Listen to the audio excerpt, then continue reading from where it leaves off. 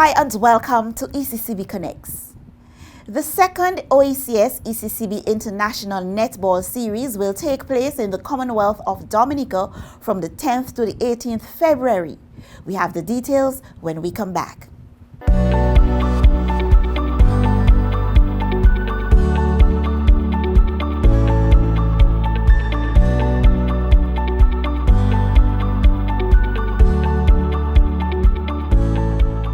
Rise to the challenge. Yes, rise to the challenge. Calling students and practitioners worldwide to design AI applications that can solve real-world climate data problems.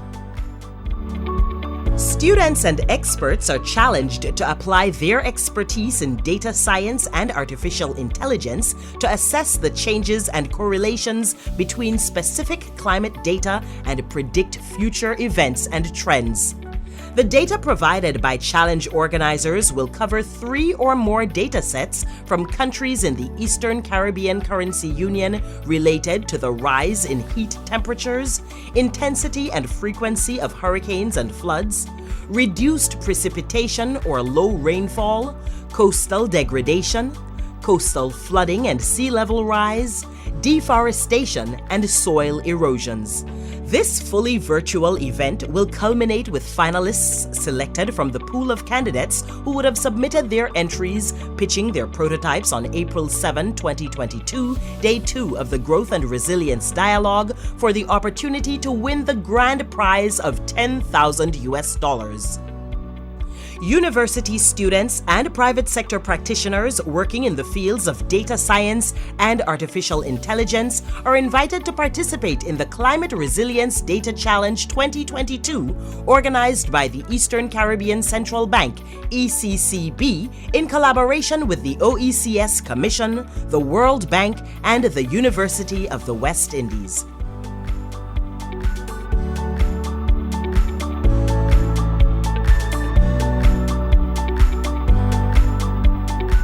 Get ready, we challenge you.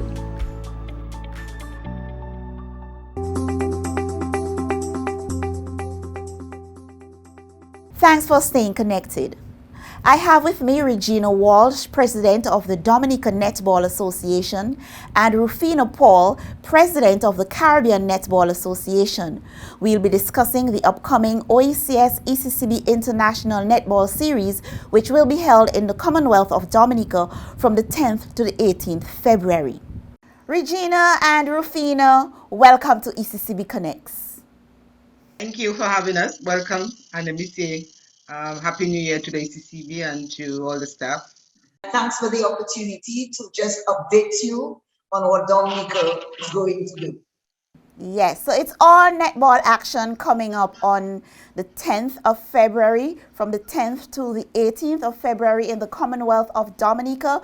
But before we go to Dominica, we'll speak with Rufina to get some context for the OECS ECCB International Netball Series. Now, Rufina, this tournament was postponed from last year because of COVID-19, but the Caribbean Netball Association and the Dominica Netball Association pushed and say, well, we must have this tournament. Why? We need to play. We have not played for 2 years, and netball needs to go on. It's been a challenge, but we figured we needed to see how best we can maneuver with COVID to play netball, competitive netball that will help us to project the talent of our young people, because netballers have been first, and you could see the enthusiasm of those on the court. I mean, they want to play. And let me just say now that I really would like to extend appreciation to the ECCB and to Governor Tuan for trusting us with that risky undertaking. I know you all are nervous, but we too are nervous, but we are putting all the safeguards in place so that, we do the best we can to safeguard everybody. So we are going ahead with the second OECS ECCB International Netball Series. We have 5 teams participating. What are the criteria for the teams to participate in this tournament? Okay, in terms of the tournament itself, it is a ranking tournament, so all the countries participating must be members of the World Netball. In that context, you could have players of any age playing. So it's not like we had before where it was an under 23 tournament. It's now a ranking tournament, and so the country decides who is best suited to represent the country to compete for ranking in that particular context. We in COVID times, so another criteria is that everybody coming into the tournament must be vaccinated. We had a challenge of that. Our players and all were very much anti-vax in the beginning, but thank God they have come around, and we are coming fully vaccinated. All the countries are coming fully vaccinated. Great. We have 5 countries, 5 ECCB member countries, and 1 visiting team participating. Tell us about the teams that are involved this year. The 5 OECS countries participating are St. Vincent and the Grenadines, Antigua and Barbuda, St. Kitts and Nevis, St. Lucia, and the host country, the Commonwealth of Dominica. I want to commend Barbados for coming along and playing with us. Barbados is higher on than all of our OECS countries, and we really applaud the acceptance of our invitation to play with us. It's been a challenge for them as well, and if you can see that we had to accommodate them with some games so that they could get back to Barbados because of travel difficulties.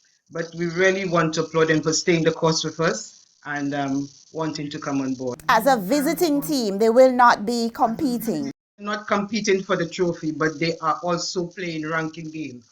So because we're playing them for ranking, there's an advantage because they're higher ranked than us. Our ratings may be improved from that, really and truly. So we really applaud them for taking that opportunity to play with us. So we were hoping the rest could have come on board, but I think COVID challenges and financial challenges in some instances prevented it.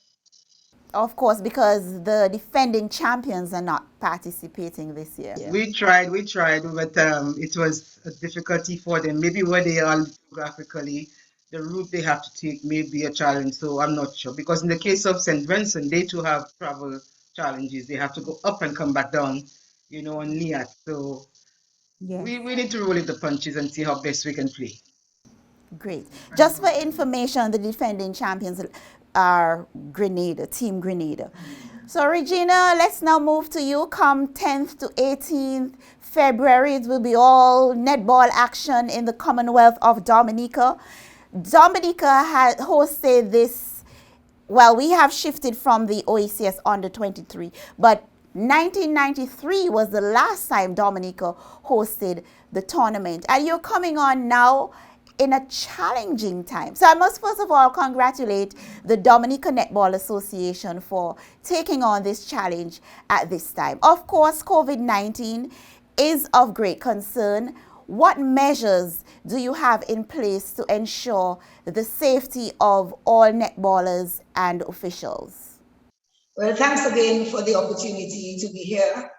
Ever since that the government of the Commonwealth of Dominica gave us the green light to host the 2nd edition of the OECS ECCB International Netball Series, we started doing the work that we had to do. The protocol, we were advocating to the players themselves. Maybe you might not see all the great players, but advocating that they needed to be vaccinated, and this is where we stood, 100% vaccination, and every other week they do the antigen test. We also advocated to the CNA that this is what our government wanted. Fully vaxxed persons or patrons coming to the Commonwealth of Dominica to play the game. So we are here, we've got everything in place. The protocol is right on target with where they live, where they play, where they dine. We've got everything under control. Good. What about patrons? What requirements are there for persons who want to witness this tournament? The patrons are the same. We have already started advocating to them over the media that they must be vaxxed and they must have a recent antigen test to come in. Regina, we know that all citizens and the residents of Dominica are not vaccinated. We know the venue may not be able to accommodate everybody who wants to come. What arrangements do you have in place for people to witness this tournament if they're not able to come to the venue? We have the games which will be viewed and which will be brought to the various countries via our own government information service. So they will be there and the games will be put on the Facebook pages. So patrons all over the world can view Dominica on the world map. Great. Well, tell us a bit about the activities and give us a summary, a rundown of the tournament. What will happen? Well, from Friday, the players will be coming in. We do have a welcome reception at the government state conference room. So to get the president of Dominica to allow us to have a candlelight ceremony there, this is a plus for the sport. So I'm very happy about that, and it's kudos to the president for allowing us. And support for netball at the highest level. Oh yes, and they have, since, as a matter of fact, the government is on top. The ministers are all there with us. They have come in, they have watched the venue. They're giving us more ideas than the ideas we also had. So at least we have them. And then we have the opening ceremony. And on that opening ceremony, we will have the games, apart from all the speeches, we will have the games being played later. Where will all this take place? All this will take place at the forecourt of the Windsor Park Sports Stadium. So patrons are in for a treat. Oh yes, they are. They will be. We gave them something last year in June for our local league. You know, you can imagine what's going to happen to this OECS tournament. Okay. In terms of the games, how will the matches be played? The matches will be played in the evenings from 6 p.m. So we'll have 3 games going on in the evenings, and we will be playing every day. Great. Rufina, back to you. So at the end of this tournament, you mentioned earlier about the teams receiving international ranking. What does this mean for netball in the region? The tournament is a very important one for us in the region. What it has done is that it has allowed us the opportunity to play every year when we can, in terms of playing international matches, so our rankings could be improved, because countries all over the world are playing, and the more you play, the more ratings you get based on who you play with, and that helps to maintain your rank, at least maintain your ranking. If you do not play sufficient matches in a 4-year period, for instance, 8 matches, you get dropped off. So for instance, at the inauguration in St. Vincent, many of us, including St. Lucia, Dominica, Antigua, were not ranked. And St. Vincent as well. Grenada was the only ranked country at that tournament. And when we left it, because we had played the quota of 8 matches, we were able to be ranked. Now that we are ranked, our job now is just to maintain a ranking or improve our ranking. We would hate to want to, to go down the ladder. So for us, playing each other is good, but we also need to play to move up. So with Barbados there, which is a higher ranked country, there is the opportunity for upward mobility if at all possible. Regina, as part of the tournament, as part of the ECCB's thrust to develop our region's young netballers, a development session is part of the international series. Tell us a bit about the session for this year. Well, this session is going to take place at the Goodwill Parish Hall.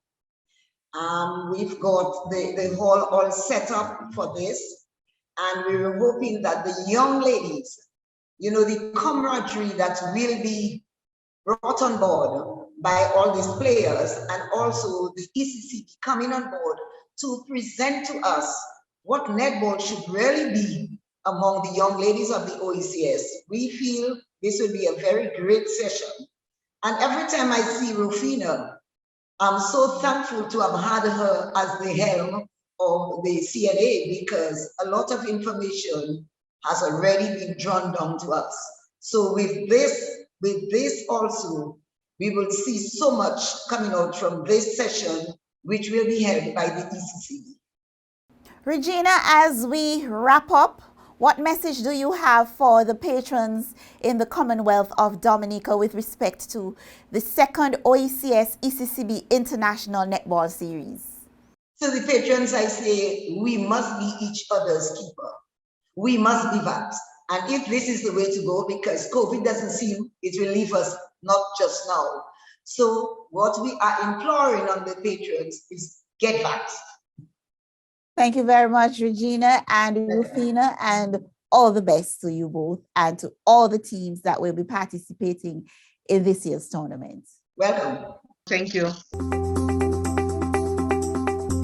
And now for this week's financial tip.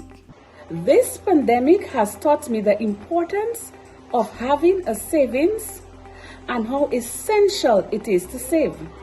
I encourage everyone to create a financial plan, bearing in mind their income and expenditures, and save, save, save.